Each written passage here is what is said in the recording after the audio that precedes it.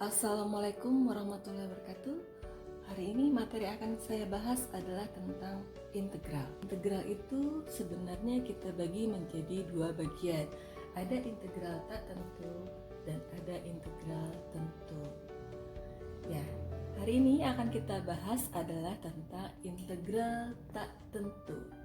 Yuk kita simak. Ya, sebelum kita masuk integral, saya ingatkan kembali kepada kalian tentang mencari turunan. Jadi, kalau kemarin saya punya fungsi fx sama dengan 3x kuadrat plus 6x ditambah 5, maka turunannya adalah berarti 3 kali 2 yaitu 6x, pangkatnya kurangnya 1 tinggal 1, ditambah 6x turunannya adalah 6. Nah, kalau misalkan saya punya fungsi 3x kuadrat plus 6x dikurangi 7, maka turunannya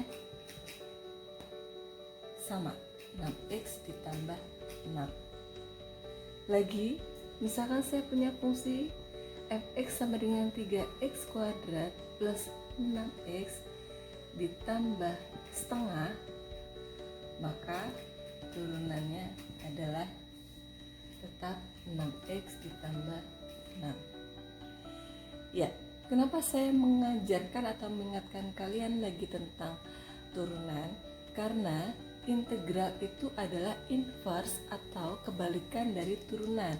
Sehingga di integral itu nanti soalnya jika saya punya fungsi fx sama dengan 6x ditambah 6, maka integral dari fungsi 6x plus 6dx itu adalah ini.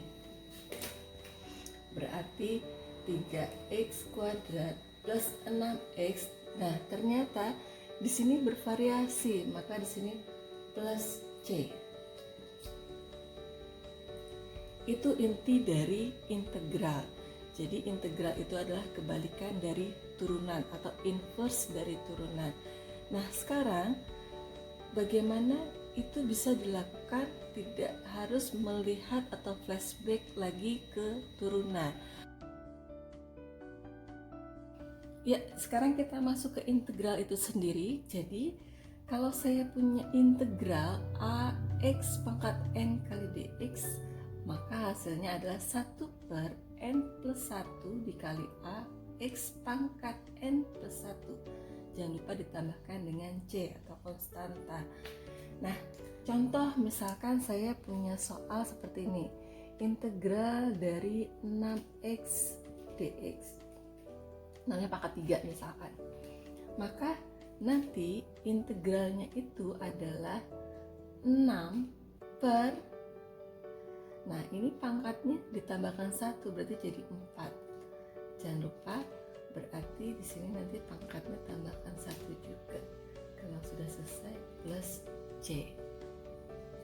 Selesai. Lagi, misalkan saya punya fungsi integral 5x pangkat 4 dx. Berarti ini nanti menjadi 5 per, nah ini pangkatnya tambahkan 1 berarti 5. Jangan lupa di sini pangkatnya juga tambah 1. Kalau sudah selesai plus c. Maka ini kalau disederhanakan jadi x pangkat 5 plus c. Selesai. Ya, contoh yang ketiga, misalkan saya punya integral 6x kali dx, berarti tuh integralnya adalah 6 per, nah di sini pangkat 1, maka tambahkan 1 jadi 2. Berarti nanti sini pangkat 2. Kalau sudah selesai, jangan lupa plus c. Maka ini kalau disederhanakan menjadi 3x kuadrat plus c.